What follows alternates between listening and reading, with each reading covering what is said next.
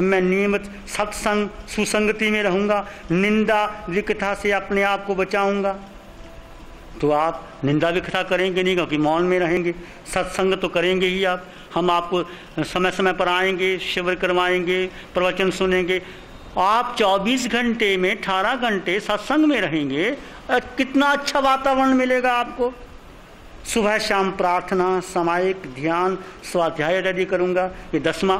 आप यहाँ प्रार्थना भी करेंगे, ध्यान भी करेंगे, या आप 1 घंटे की ध्यान में समायक हो जाएगी, आपकी शुद्ध समायक हो जाएगी। तो सारा ये आपका 10वां जो है प्रार्थना, सामायिक ध्यान, स्वाध्याय, स्वाध्यायक स्वयं का अध्ययन, जब हम आपको कराएंगे ध्यान, ये हो गया। ये 10वां आपका अनुव्रत पूर्ण हो रहा है।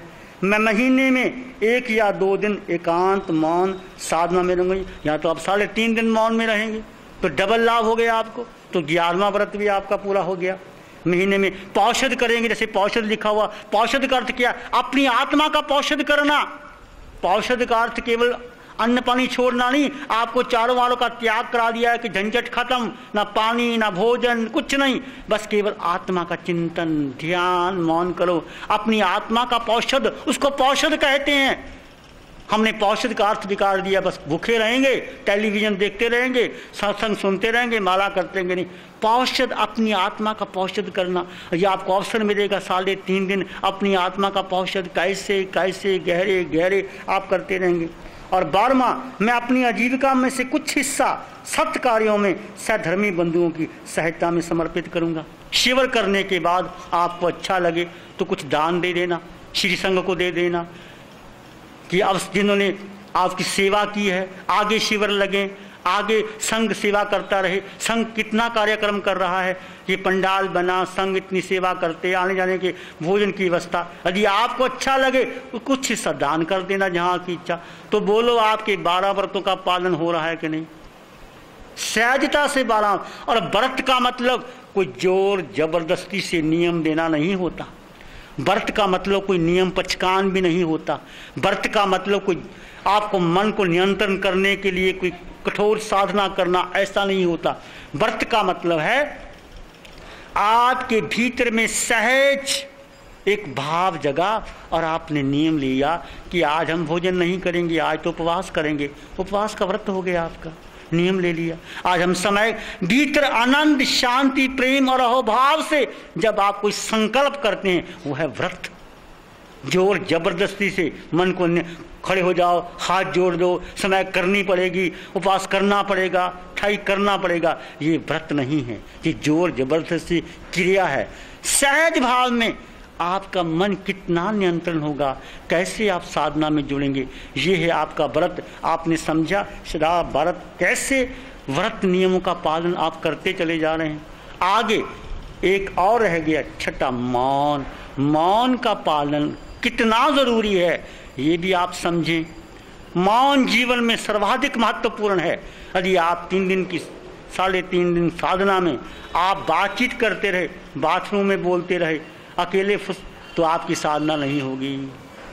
मौन का अर्थ है आर्य मौन। आर्य मौन का अर्थ है काया का मौन, वाणी का मौन और मन का मौन, तीनों ही मौन। ये आप तीनों ही मौन करेंगे, यहाँ आर्य मौन की प्रैक्टिस करेंगे। कुछ लोग कहते हैं मौन का अर्थ मौन ले लिया, फिर बातें करते रहे, टक टक करते रहे, इशारा करते रहे, करते रहे। ये मौन नहीं है, ये मौन का बाह्याचार है, शुद्ध मौन है आर्य मौन। आर्य मौन का अर्थ है काया का मौन, वाणी का मौन और मन का मौन। ठाणे नंग, मोने नंग, झाणे नंग, ये है मौन। अप्पानंग वो सिरामी, ये है कौशक। ये ध्यान भी हो जाता है मौन के साथ। तो 2 मौन आप करते हैं, एक परमात्मा करवाता है, परमात्मा को प्रकृति करो। यदि आप काया और शरीर का मौन करते हैं, काया और वाणी का मौन करते हैं, तो मन का मौन अपने आप होता है प्रकृति। या आप मन का मौन कर लेते हैं, काया और शरीर का मौन अपने आप होता है। एक मौन आप करो मन का मौन, 2 प्रकृति करवाएगी, या 2 तुम कर लो काया का और वाणी का, एक मन का मौन हो जाएगा। कैसे करें हम? मौन का अर्थ क्या, काया का अर्थ क्या, काया का मौन क्या मतलब? काया का मौन का मतलब एक आसन में, जैसे आप 1 घंटा ध्यान में बैठेंगे, एक आसन में जब आप हिलाएंगे नहीं, डुलाएंगे नहीं, मक्खी मच्छर कुछ भी जिस पोस्चर में चाहे ऐसे या ऐसे बैठ जाएं, वो है काया का मौन। कुछ भी नहीं आप करेंगे। यदि शुरू में लगे आपको पूरा काया का मौन नहीं कर सकते, बहुत आवश्यक हो, आंखें बंद रखेंगे, थोड़ा सा ऐसा कर सकते हैं, परंतु हो सके तो एक आसन में बैठ करके उसको कहते काया का मौन। वाणी का मौन, वाणी से शब्द का उच्चारण करना ही नहीं, विचार आएंगे, बोलने का मन करेंगे, मुंह को फुल स्टॉप, बोलना ही नहीं, तो शब्द अपने आप चले जाएंगे, जरूरत ही नहीं। यह है वाणी का। वाणी से शब्दों का उच्चारण नहीं करना, मौन हो जाना। मन का मौन क्या होता है? जब 2 हो गए, एक आसन में बैठ गए, वाणी से आप मौन हो गए, और मन का मौन किया, मन चलता रहता है। यहाँ पे एक मन ने कुछ कहा, दूसरे मन ने कुछ कहा, तीसरे मन ने कुछ कहा, चलता रहेगा। तुमने क्या करना? तुम मन के मौन के लिए, फ्राइड ने कहा, free association of thoughts, psychology कहती है, एक मन कहता है ये अच्छा है, एक मन कहता अच्छा नहीं है, एक मन कहता वहाँ चले जाओ, एक मन कहता वहाँ चले। तुमने कुछ नहीं करना, 10 विचार आएंगे, आप देखते रहो। ठीक है, तुमने ये सोच लिया, पर मैं कुछ नहीं करने वाला। मन ने कहा उठो, तुम बैठे रहोगे। मन ने कहा भागो, तुम बैठे रहोगे। मन ने कहा ध्यान नहीं करना, तुम बैठे रहोगे। मन ने कहता विचार आते, आप विचारों को देखते रहेंगे। सब कुछ एक मन भाग रहा है और एक मन देख रहा है।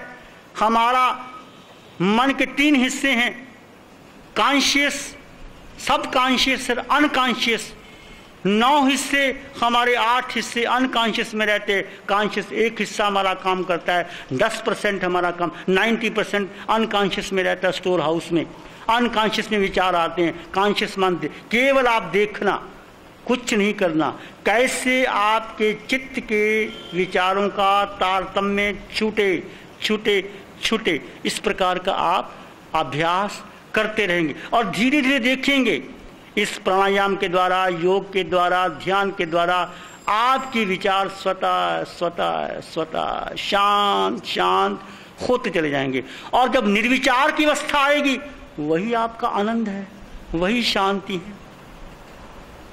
जैसे कहा गया है, आनंद रूपम परमात्म तत्वम समस्त संकल्प विकल्प मुक्तम स्वभावलीना निवसंति नित्यम जानाति योगी स्वयमेव तत्वम। परमात्मा क्या? आनंद रूप है, परमात्म तत्व, आनंद रूपम परमात्म तत्व स्वभावलीना निवसंति नित्यम, अपने स्वभाव में लीन, भीतर चेतना में, शुद्ध चेतना में, स्वसत्ता में लीन। आनंद रूपम परमात्म तत्वम स्वभावलीना निवसंति जानाति योगी स्वयमेव तत्वम।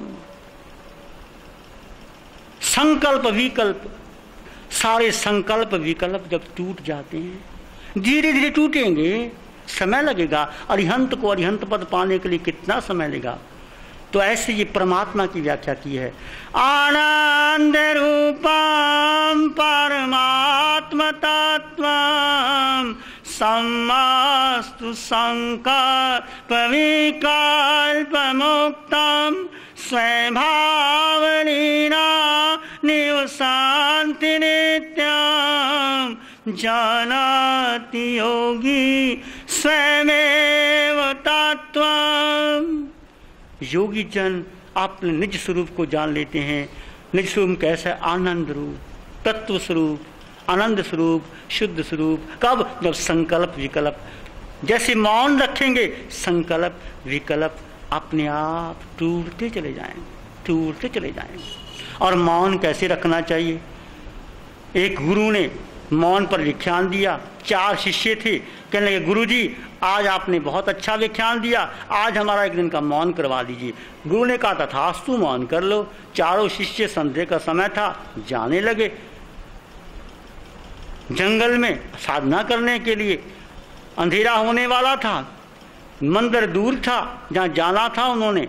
एक बच्चा एक दिया लेके जा रहा था, पहले शिष्य से नहीं रहा गया, वो कहने लगे ये दिया कहाँ ले जा रहा है।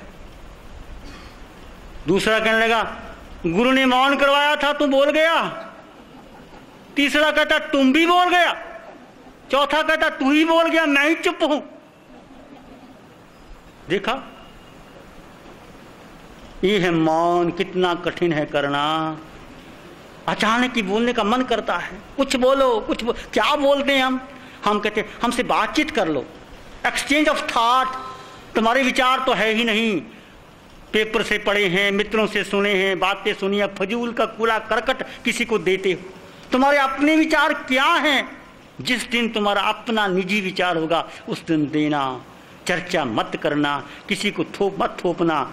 सारा कूड़ा करकट हम थोपते हैं। मेरे विचार सुनो, मेरे विचार चर्चा करो। कोई चर्चा करने की जरूरत नहीं। बस एक, मुझे समाधि कैसे मिले, वीतरागता का भाव कैसे आए, मैं शांत कैसे हो जाऊं, मैं सुख कैसे दे दूं लोगों को।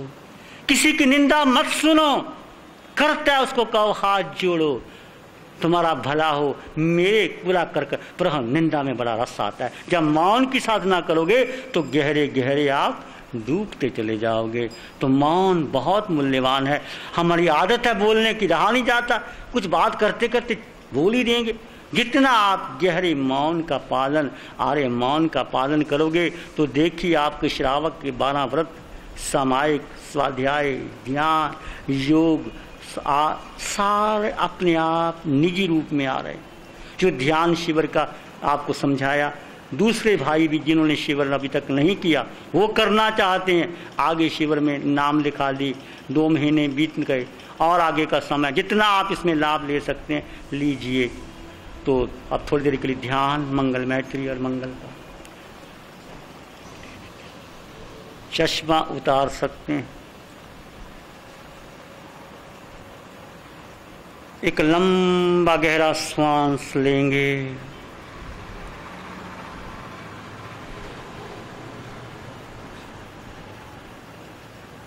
और धीरे से मुस्कुराते हुए छोड़ देंगे।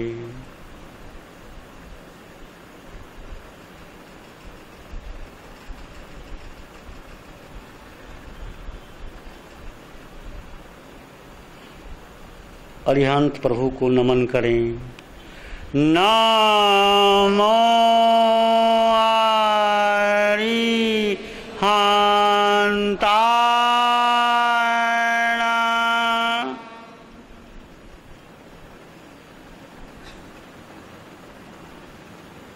अरिहंत प्रभु की निर्मलता को नमन करें। नमो कहते ही आप झुक जाएं, आपके शरीर का अंग अंग झुक जाए। अरिहंत की, प्रभु की निर्मलता और शुद्धता को नमन करें। नमो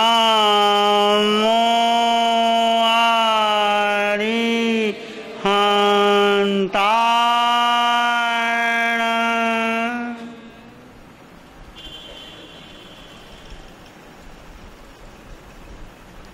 अरिहंत प्रभु की वीतरागता को नमन करें। प्रभु आपने राग द्वेष से मुक्ति पाली, मोह अहंकार पर विजय पाली, वीतराग बन गए। मुझे भी वीतरागता की ओर ले चले प्रभु।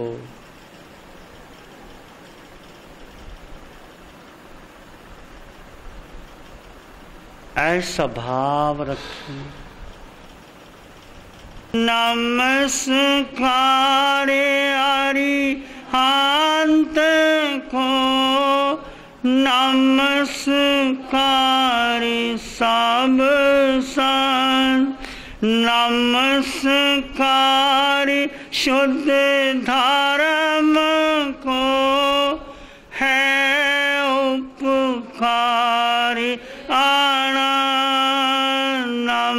नमस्कार शुद्ध धर्म को है उपकार